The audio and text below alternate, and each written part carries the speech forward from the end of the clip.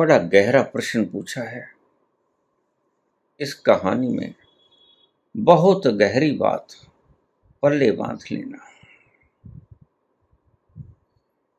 जिस व्यक्ति ने अपने जीवन की नैया परम ईश्वर के हाथों में सौंप दी है, या जो परम निर्बल है, असहाय है, जिसने अपने जीवन की बागडोर उस विराट के हाथों में सौंप दी है, उससे कभी छीनना मत।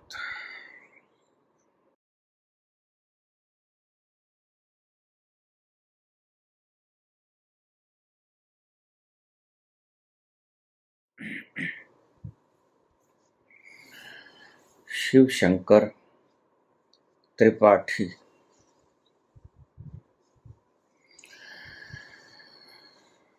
संदीपान ऋषि ने सुदामा से ये क्यों कहा कि तूने जन्मों जन्मों की गरीबी अपने पल्ले बांध ली। ऐसा क्या है सुदामा और कृष्ण के जीवन की इस कहानी में जिसके कारण संदीपान ऋषि ने सुदामा को कहा कि जिंदगी कई जन्मों की दरिद्रता तूने अपने पल्ले बांध ली। सुदामा, कृपा करके इसका विस्तार पूर्वक वर्णन करने का कष्ट करें।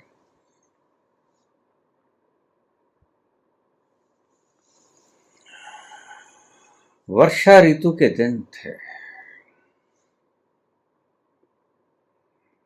सुदामा, कृष्ण और बलराम उज्जैन के पास संदीपान ऋषि के गुरुकुल में शिक्षा ग्रहण करने के लिए गए थे।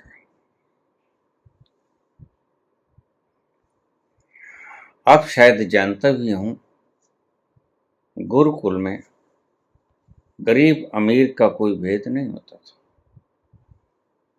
यह राजपुत्र है, यह गरीब का बेटा है, गुरु कोई भेद नहीं करता था। सभी को सुबह खाना पकाने के लिए लकड़ियां काट के ले आना होता था। रोज जाते थे। उस दिन भी संदीपानी ऋषि ने कहा, जाओ पुत्र, लकड़ियां ले आओ। और दोनों चले, सुदामा और कृष्ण। लकड़ियां काटी। जाते वक्त गुरु मां ने कहा, पुत्रों, तुम चले हो, वर्षा की ऋतु है, ज्यादा बारिश भी हो सकती है, इसलिए तुम साथ में कुछ खाने के लिए ले जाओ। थोड़े से चने, भुने हुए चने एक पोटली में बांधकर गुरु मां ने कृष्ण को दे दिए। कृष्ण ने सुदामा को दे दिए। मित्र, इसे संभाल के रख लो, भूख लगेगी तो खाएंगे। इतना कह के चल पड़े। पहुंच गए वन में, लकड़ियां काटी, गट्ठर बांध लिया गया और इतने में बारिश शुरू हो गई। तो पेड़ के ऊपर जाकर सुदामा थोड़ा ऊंचा था, वहां किसी डाली पर बैठ गया और कृष्ण भी एक डाली पर बैठ गए। वहां बारिश कम आ रही थी। कृष्ण और सुदामा दोनों बारिश के इस मौसम में बड़े आनंद से बैठे बारिश का लुत्फ ले रहे थे। इतने में भूख लग गई। सुदामा को भूख पहले ही लग गई थी। सुदामा ने उस पोटली को खोला और उस पोटली में से थोड़े से चने, भुने हुए चने खाने शुरू कर दिए। बारिश थी कि होती ही जा रही थी, रुकने का नाम नहीं लेती थी। कृष्ण ने कहा, मित्र मुझे थोड़े से चने दे दो, मुझे भी भूख लगी है। सुदामा कहने लगा, हाँ मित्र, अभी ठहरो, थोड़ी देर ठहरो।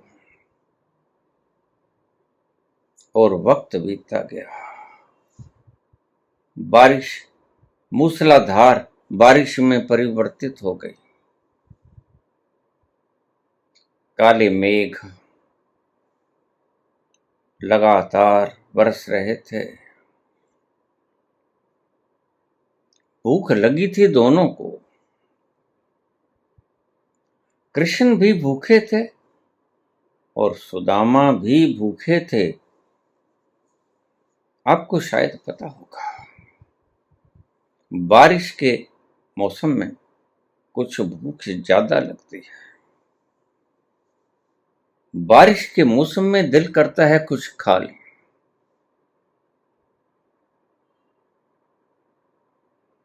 धीरे धीरे करते सुदामा ने सारे चने खा लिए और रह गई खाली पोटली। कृष्ण को बड़ी जोरों से भूख लगी थी। कृष्ण बोले, मित्र मुझे बहुत जोरों से भूख लगी, अब तो भूख बर्दाश्त भी नहीं होती। तू जल्दी से पोटली को मेरी तरफ फेंक दे। सुदामा अवाक बैठा था। चने तो मैंने सारे खा लिए, अब मैं क्या कहूं। कृष्ण का कोई फिक्र ना, और सारे चने अकेला सुदामा खा गया। कृष्ण के हिस्से के भी सुदामा खा गया। कई बार कृष्ण ने कहा, मित्र पोटली फेंक दे। आखिर में सुदामा ने कहा, मित्र मैंने भूलवश सारे चने खा लिए हैं, जोरों से भूख लगी थी। चने तो है नहीं इसमें, एक दाना भी नहीं है चने का, मैं सारे खा गया।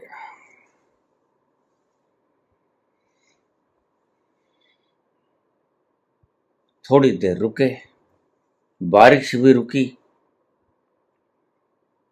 और कृष्ण ने कहा, चलो मित्र चले, मुझे तो जोरों की भूख लगी। बारिश भी थम गई और दोनों चल पड़े। आश्रम में पहुंचे, गुरुकुल में पहुंचे। कृष्ण कहने लगे गुरु मां से, मां जल्दी से कुछ खाने को दे, भूख बड़ी जोरों से लगी। पास ही संदीपानी ऋषि खड़े थे। तो गुरु मां ने कहा, मैंने तुम्हें पोटली में बांध के चने दिए थे भुने हुए, क्या तुमने वो खाए नहीं?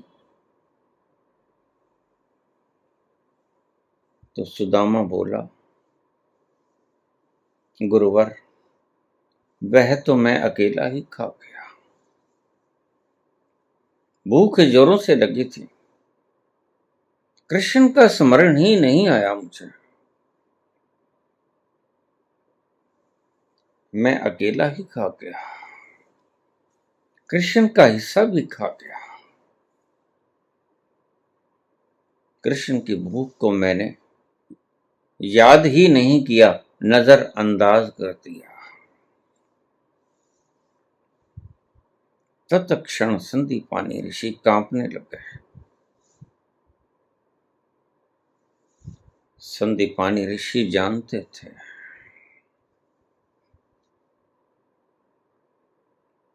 और उसी के गुरुकुल में कृष्ण भगवान ने 64 कलाओं का अध्ययन किया था और सीखी थी 64 कलाएं।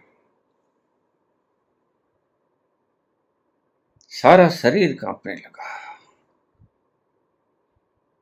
ऋषि बोले, सुदामा, तूने ये क्या किया? गुरुदेव, क्षमा कर दो, मुझसे भयंकर भूल हुई। भूख लगी थी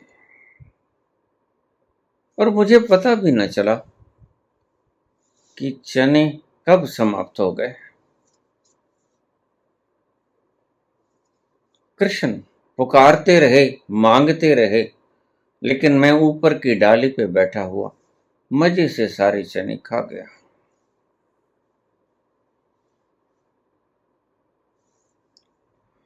गुरु बोले, सुदामा, यह तो तुमने अपनी जिंदगी के लिए कांटे बो लिए। यह तो तूने घोर दरिद्रता के बीजारोपण कर दिया है। ये अंकुरित होंगे और तुम्हें घोर दरिद्रता का सामना करना पड़ेगा। सुदामा, ये तुमने अनिष्ट कर लिया, अपने जीवन के लिए अनिष्ट कर लिया। गुरु को दोनों समान थे, लेकिन इस बृहद पाप को देखकर गुरु भी थर्राया। ऐसा क्या था बृहद पाप? कृष्ण का थोड़ा सा हिस्सा ही तो था।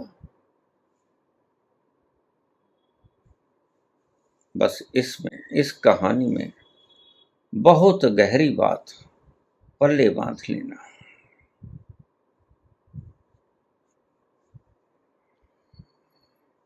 जिस व्यक्ति ने अपने जीवन की नैया परम ईश्वर के हाथों में सौंप दी है, या जो परम निर्बल है, असहाय है, जो अशक्त है, जिसने अपने जीवन की बागडोर उस विराट के हाथों में सौंप दी है,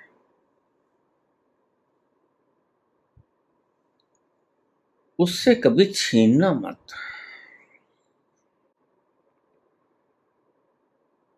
जिसने अपने जीवन की नैया उस विराट के हाथ में सौंप दी है, उससे कभी छीनना मत।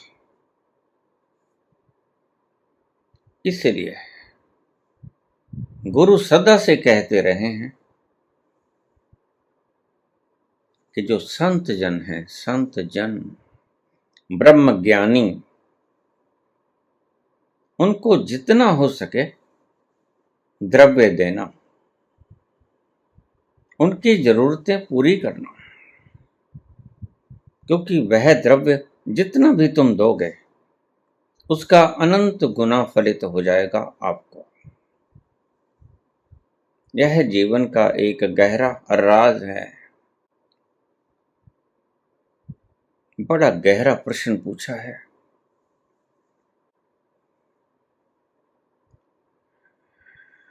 जिसने अपने जीवन की बागडोर, या जो मजबूर है, निर्बल है, एक छोटा बच्चा है। रामकृष्ण परमहंस ने कहा कि 3 लोगों की फरियाद सीधी परमात्मा के दरबार में पहुंचती है। कहीं उनको तकलीफ मत दे देना, उनको दुख मत दे देना, उनकी आत्मा से हा मत निकाल देना। जीवन एक छोटी सी गलती के कारण नरक हो जाएगा। वह क्यों? वह ब्रह्म ज्ञानी सबसे बात पहली। और 3 व्यक्ति कौन? तो रामकृष्ण कहते हैं बचपन में जो अनाथ हो गया हो, जिसका कोई सहारा न हो, उसको परेशान मत करना। और दूसरा, जो स्त्री यौवना अवस्था में विधवा हो गई, उसके सिर का ताज चला गया है। और तीसरा, वह वृद्ध व्यक्ति जिसका जवान पुत्र उसके हाथों की बैसाखी थी, वह अकाल फोत हो गया है। ये तीनों व्यक्तियों को अगर किसी ने भी सताया, उनकी फरियाद के लिए सदा ही परमात्मा के दरवाजे खुले रहते हैं। तुलसी ने भी कहा है, निर्बल को न सताइए, ताकि मोटी आह। अगर उसने आह भर दी, निर्बल ने, जिसके पास वास्तव में ही कुछ नहीं है, या तो है नहीं, या उसने परमात्मा के चरणों में अपना समस्त न्यौछावर कर दिया है, छोड़ दिया है। कृष्ण कहते हैं सब कुछ मेरे अर्पण करते, फिर मैं खुद संभाल लूंगा। तो उसके जीवन की बागडोर श्री कृष्ण स्वयं संभालते हैं। निर्बल को ना सताइए, ताकि मोटी आह। बिना जीभ की हाय के लोहा भस्म हो जाए। जीभ से हाय नहीं कहता हो, उसकी आत्मा का रोआ रोआ पुकारता है, और हाय कहना नहीं पड़ता। ये तो बिल्कुल ऐसा है जैसे हम किसी के चुटकी भर लें, और जोर से चुटकी भर लें तो वह दर्द का परिणाम होगा, उस एक्शन का रिएक्शन होगा जो आदमी करेगा नहीं, हो जाएगा खुद ब खुद। तो जब तुम इतनी जोर से चुटकी भर लोगे, तो भीतर से जो हाय आएगी, जो चीत्कार आएगी, फिर उसको वह व्यक्ति भी चाहे तो रोक नहीं सकता। इधर उसकी आत्मा से आह निकली, उधर परमात्मा के दरबार में सीधी स्वीकार हुई। फिर आपको बख्शने वाला कोई भी नहीं, क्योंकि बख्शने वाला, बख्शनहार तो परमात्मा ही है। और उसके ही दरबार में ये निर्बल की हा पहुंच गए। आपको बचाएगा कौन? आपका रखवाला कौन? बस सारी कहानी में यही तत्व की बात है। इसलिए कहा, इसलिए कांपे संदीपानी ऋषि के सुदामा, यह तुमने क्या किया? सुदामा ने कहा, गुरुदेव क्षमा करें, मुझसे भयंकर पाप हुआ। यह भूल नहीं है, यह पाप है। मैं जानता न था, यह मेरा मित्र था। बातों ही बातों में बातें भी करते रहे, और सारे चने में खुद ही खा गया।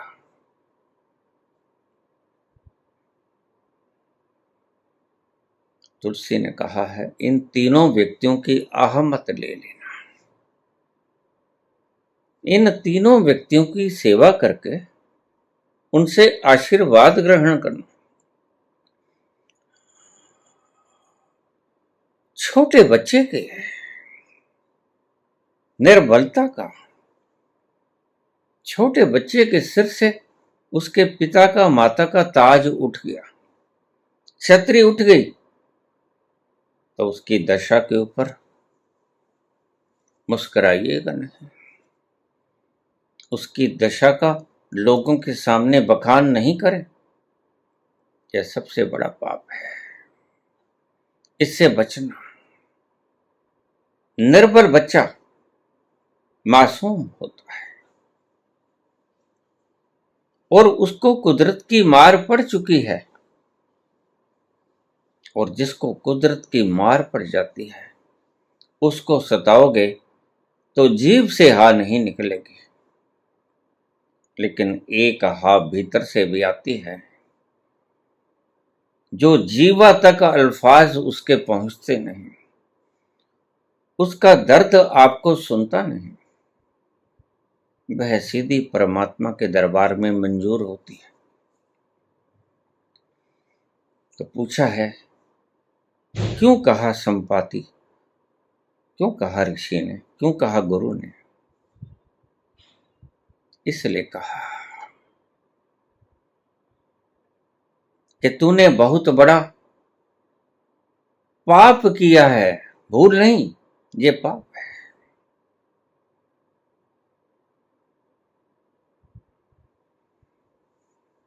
पता नहीं था सुदामा को, और इसी पाप के कारण सुदामा को घोर गरीबी भोगनी पड़ी।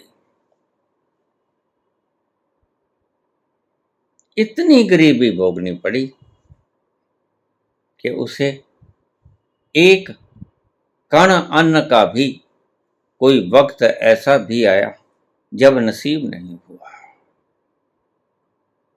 उसके बच्चों को भी परेशानी भोगनी पड़ी। उसकी धर्मपत्नी वसुंधरा को भी घोर गरीबी भोगनी पड़ी। कोई कृष्ण ने श्राप ना दिया था? कृष्ण जैसा व्यक्ति जिसने सब पार ब्रह्म को सौंप रखा है, उससे ज्यादा निर्बल कौन हो सकता है? चौंकिएगा नहीं।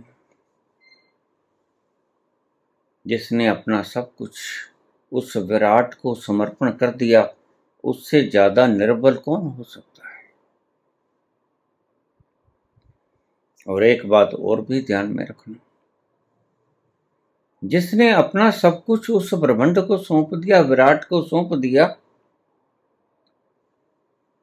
उससे बड़ा बलशाली भी कोई नहीं हुआ करता। ये उलट बातें लगेंगी, उलट है नहीं। वही बलशाली होता है जो उस कर्ता को सौंप देता है। खुद कर्ता नहीं रहता, उस विराट को कर्ता बना देता है। उसे परमात्मा अपनी सारी शक्ति से लबालब भर देता है। इसलिए सिर्फ कृष्ण कह सके कि मैं ही हूं, मैं ही हूं परमात्मा, मेरे ही अर्पण हो जा।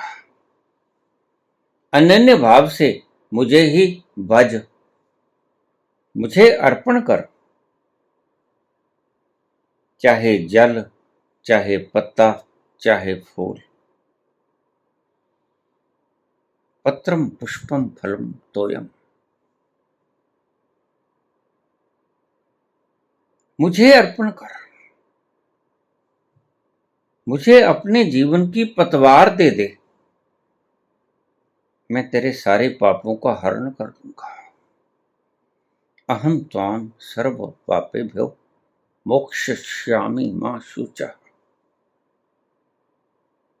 तू चिंता मत कर, फिर मैं जानू, मेरा काम जाने। तू एक छोटा सा काम कर दे, लेकिन ये काम छोटा सा है, बड़ा मुश्किल है।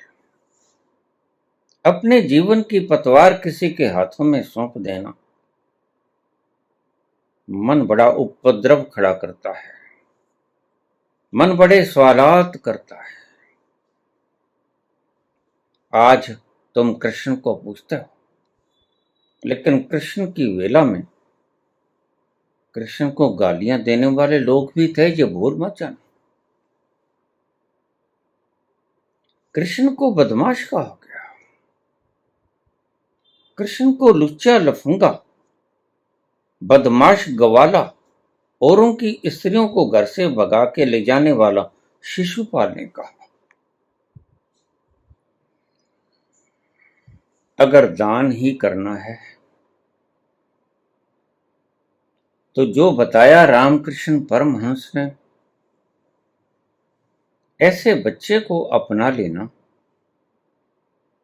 जो बच्चा लावारिस है, जिसका कोई नहीं है, बस एक परमात्मा ही है, खुले आसमान के नीचे सोता है, कोई कुछ दे दे खाने को तो खा लेता है, जिसके मां बाप की छत्र छाया उसके सिर से उठ गई, और वह स्त्री, ये पुराने जन्मों की बातें हैं, इस जन्म की बात नहीं है। इस जन्म में तो कुछ और ही हो रहा है, मैं जानता हूं। पहले स्त्री विधवा हुई, पति के साथ ही इतना प्रेम होता था, अब जीकर भी क्या करना है, साथ ही वह जल जाती थी, लेकिन बाद में इसको परंपरा में तब्दील कर लिया गया। सबसे पहले शुरुआत हुई जब पति गुजर गया, तो वह पत्नी नहीं थी, वह प्रेयसी थी, वह प्रेमिका थी राधा की तरह। उसने कहा बस अब सिर का गुसाई ही ना रहा, वह मोर मुकुटधारी वो छत्र ना रहा सिर पे, अब जीकर भी क्या करेंगे। तो वह चिता के साथ ही सती हो गई। लेकिन इसको लोगों ने कर्म कांड में बदल दिया। जो सत्य अनुभूति, जो भीतर से आई हुई आत्मा की आवाज को तुम लोग कर्म कांड में बदल लेते हो, यही अन्याय करते हो। वो कोई एक जिसके सिर का ताज चला गया था,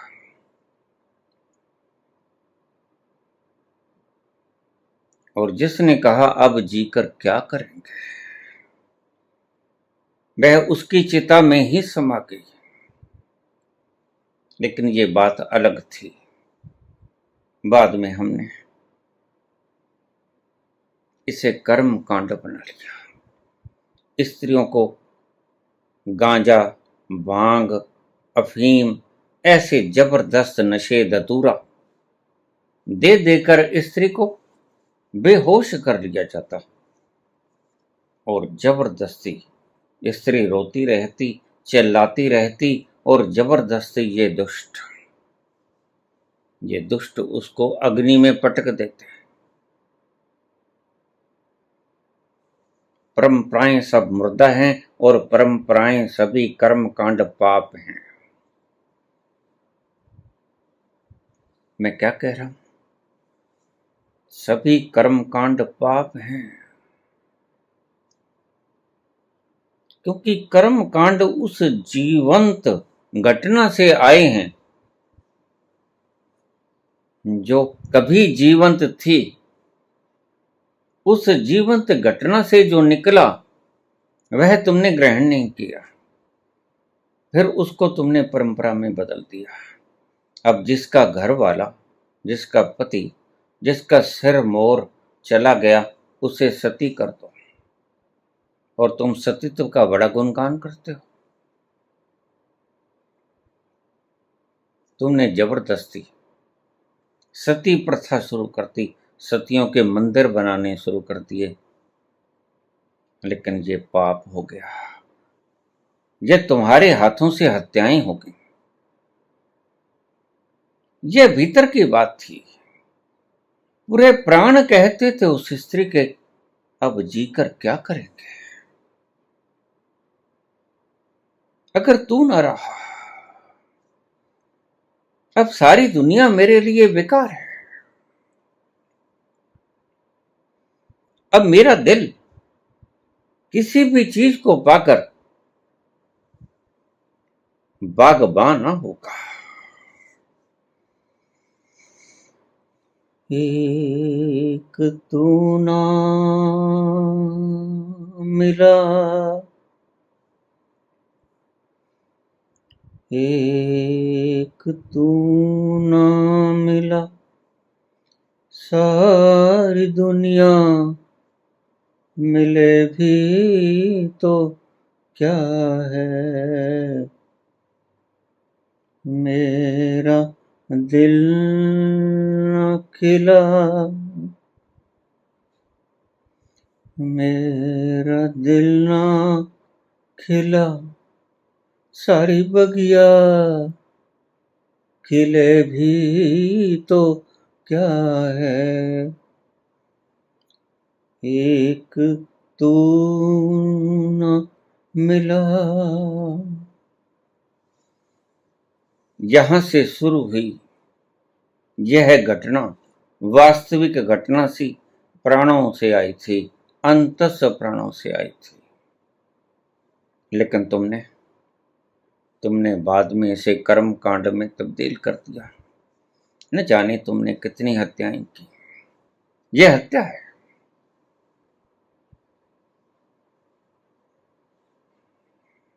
और ऋषियों ने कहा, ब्रह्म ज्ञानी यानी ब्राह्मण जो ब्रह्म में विचरण करता है दिन भर रात 24 घंटे, सदा दिवाली सादगी और 8 पहर आनंद, वह ब्रह्म ज्ञानी है जिसके आनंद की धार निरंतर चलती रहती है, कभी टूटती नहीं, अखंड धारा है यह खुशी की।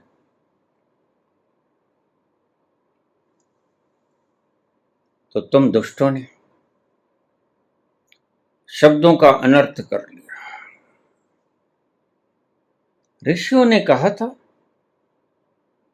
मनुष्यों ने कहा था, दान करना उस व्यक्ति को जिसने अपना सर्वस्व उस विराट के हाथों में दे दिया है।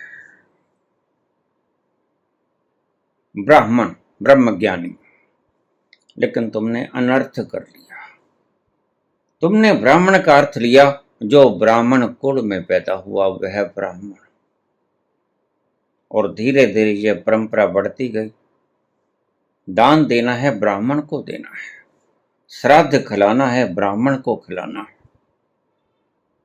लेकिन यह परंपरा गलत है, विकृत हो गई। कोई भी जीवंत घटना एक वक्त पे आके परंपराओं में ढल जाती है और कर्म कांड बनकर मुर्दा हो जाती है। ऐसे ही ये भी हुआ। संतों ने लिखा कि ब्रह्म ज्ञानी सदा निर्लेप, वह निर्लेप होगा। उसने सब कुछ उस पर सौंप दिया है जो कण कण का रचयिता है, और तुम वो हो जो एक कण को भी नहीं बना सकते। तुम में और उसमें कितना फर्क है।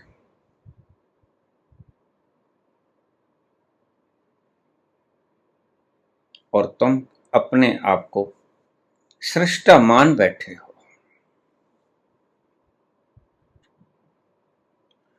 यह प्रसंग सुनने जैसा ही नहीं है, यह प्रसंग सुनकर गुनने जैसा है, हृदय में उतारने जैसा है। और इस पर तुम चलना शुरू कर दो, इसका पालन करना शुरू कर दो। भोजन ब्राह्मण को दो, कहने वाले ने बिल्कुल ठीक कहा, क्योंकि ब्राह्मण ने सब कुछ उसके हाथों में सौंप दिया। ईसा मसीह की कथा मैं अक्सर सुनाया करता हूं। एक दोपहरी ईसा मसीह को भूख लगी।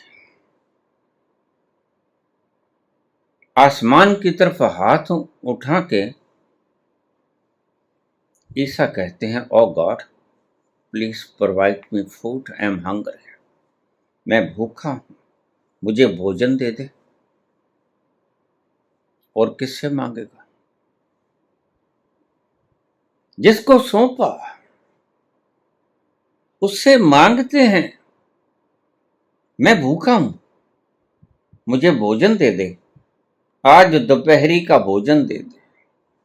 यह है ब्राह्मण की निशानी। इसलिए ऋषि कितना भी कुछ बोल गए हो, आपके लिए वो बकवास है। ऋषि कहते हैं, पतंजलि हूं, महावीर हूं, बुद्ध हूं, जोड़ना मत, अपरिग्रह। और तुम समझते हो कि सब प्रकार की सुरक्षा की, पदार्थों को और सब प्रकार की सुरक्षा की गारंटी लेके फिर हम परमात्मा को समर्पण करें। यह समर्पण नहीं। सुरक्षा की गारंटी तो तुमने संसार से ले ली, पदार्थ इकट्ठे कर लिए, बैंकों में जमा पूंजी कर ली, जमीन जायदाद अपने नाम पर करा दी, सब है, तो यह सुरक्षा हो गई आपकी। और फिर उस सुरक्षा को लेकर तुम कहते हो, अब सौंप दिया इस जीवन का सब भार तुम्हारे हाथों में। नहीं सौंपा। सौंपना तब होता अगर तुमने कुछ परिग्रह नहीं किया था, तब सौंपना होता। या फिर बुद्ध की तरह इसको लात मार के चले जाओ, या महावीर की तरह इसको लात मार के चले जाओ, शंकर की तरह इसको लात मार के चले जाओ। छोड़ दो, तुम निर्बल हो जाओ।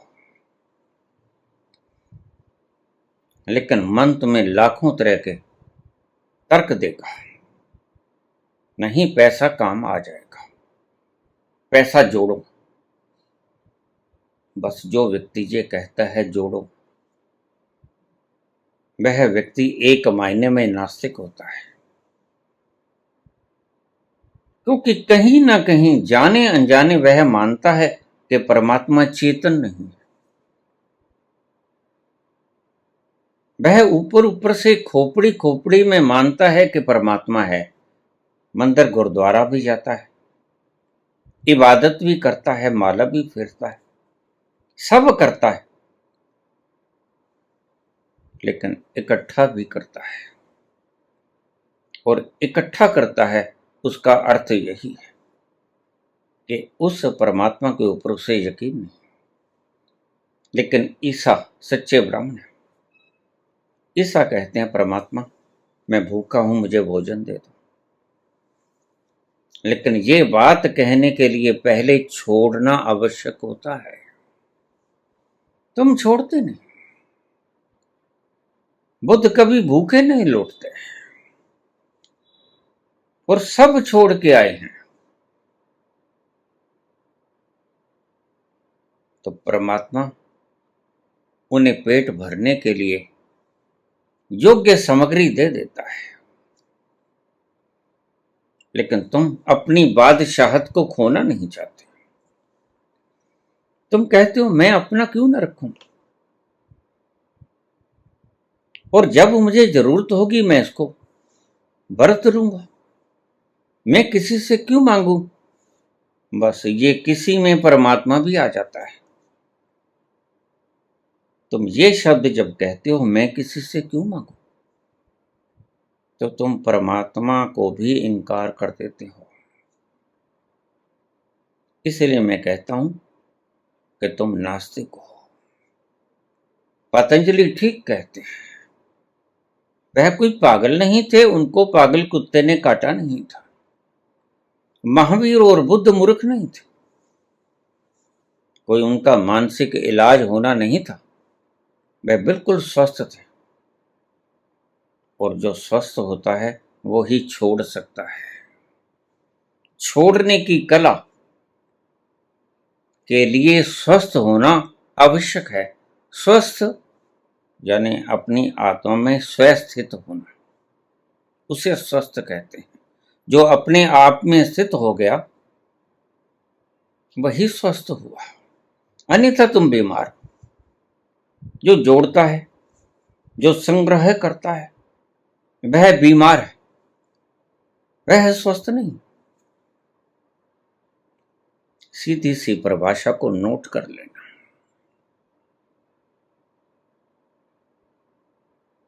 ब्राह्मण को भोजन खिलाओ। उन्होंने ये नहीं कहा भूखे को भोजन खिलाओ, जबकि जरूरतमंद है भूखा। ब्राह्मणों ने कहा, जिन्होंने ये लिखे, पुराण लिखे, उन्होंने कहा ब्राह्मण को भोजन दो, पितरों तक भी पहुंच जाएगा और तुम्हें भी अनंत गुणा होके फलित होगा। गलत, अर्थ गलत कर लिया है। खोज बिल्कुल ठीक थी। जिसने सब कुछ छोड़ दिया परमात्मा पर, उसको उसकी जरूरत पूरी करो, उससे छीनो मत। गरीब लाचार बेचारा,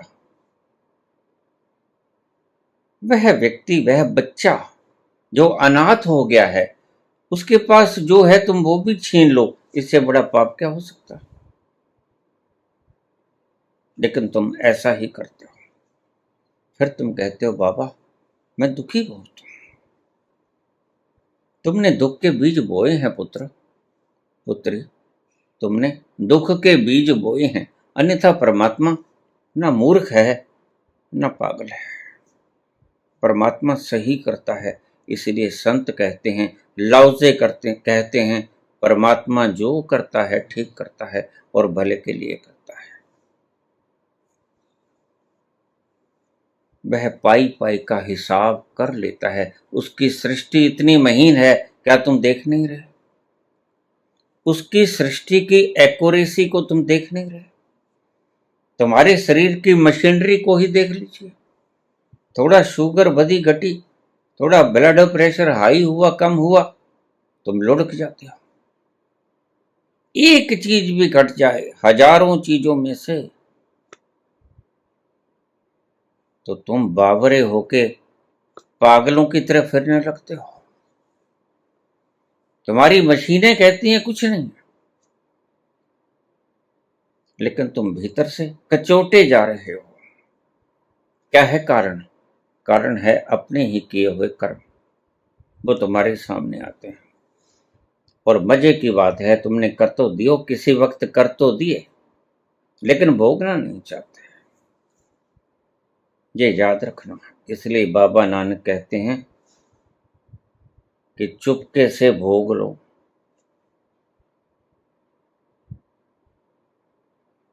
कोई आन खान मत करो।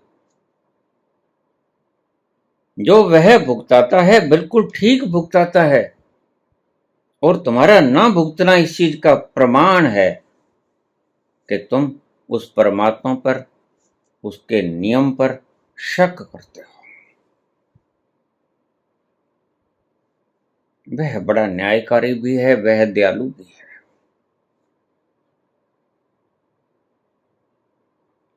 और तुम परमात्मा को ये सब चीजों के कारण बाहर बाहर से खोपड़ी खोपड़ी से मानते हो, हृदय से नहीं मानते हो। इसलिए तुम उस सुख से वंचित हो जाते हो जिस सुख का लुत्फ संत उठाता है।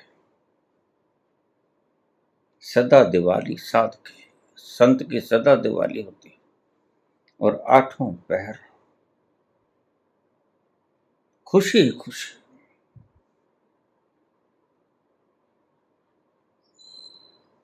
तुम उसकी खोज में फिरते हो, लेकिन तुम बेसिक चीज को भूल जाते हो। बीज ऐसे बो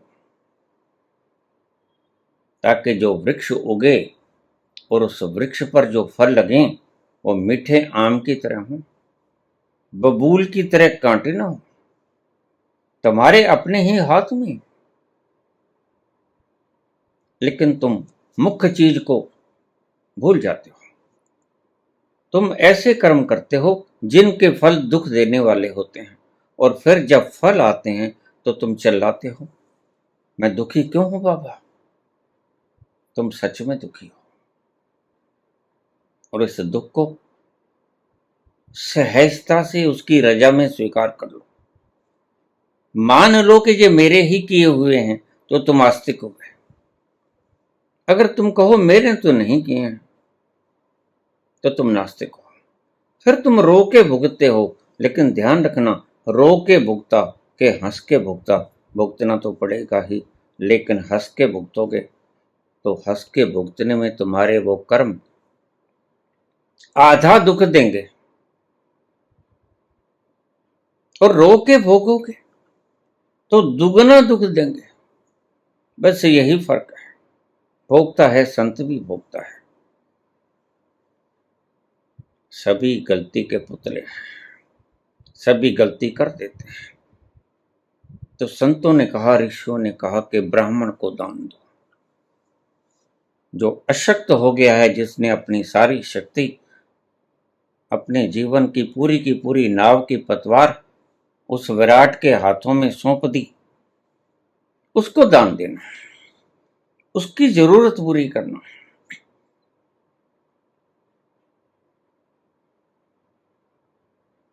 ऐसे व्यक्ति को, ऐसे बच्चे को दान देना, विधवा को दान देना, जो लाचार है, जो मजबूर है। ऐसे वृद्ध व्यक्ति को दान देना जिसको जरूरत तो है, उसका मजाक मत उड़ाना। वृद्ध हो गया है, शरीर उसका कांपता है, चलता नहीं, तुम अक्सर मजाक उड़ाते हो, तो फिर याद रखना, यह मजाक तुम्हारा भी उड़ेगा एक दिन। क्योंकि शरीर तो वृद्ध सभी का होता है। किसी के साथ भी ऐसी घटना घट सकती है। तो ब्राह्मण को दान दो, ब्रह्म ज्ञानी को दान दो। और तुमने उलट कर लिए अर्थ, जैसे सतीत्व के किए थे। सती प्रथा यह एक परंपरा की तरह बन गई, लेकिन ऐसा था नहीं। इसलिए तुम लाख दान करो, लेकिन दान करने का ढंग गलत है। तुम्हारा दान फलीभूत नहीं होता। ब्राह्मण वो था जिसने सब कुछ अपना सौंप दिया उस विराट के हाथों में, उसको दान देना। और अगर तुम ना दोगे तो ध्यान रखना, उसको परमात्मा किसी रूप में मुहैया करा ही देगा। किसी निर्जन वन में एक पत्थर के बीच में, कीड़े मकोड़े के मुख में एक दाना कहां से आता है, तुम्हें मालूम नहीं। वो परमात्मा ही मुहैया कराता है, क्योंकि कण कण में उसी का आधिपत्य है, कण कण में उसका साम्राज्य है। तो तुमने परंपराएं बनानी। मैंने पहले कहा, प्रत्येक जीवंत घटना वक्त आने पर मर जाती है और वह कर्मकांड का रूप धारण कर लेती है। दान करना, अशक्त को करना, दान करना, जरूरतमंद को करना, ब्राह्मण को मत। जो ब्राह्मण कुल में जन्म लिए उसको मत करना। हां, अगर वह भी जरूरतमंद है तो उसे भी करना।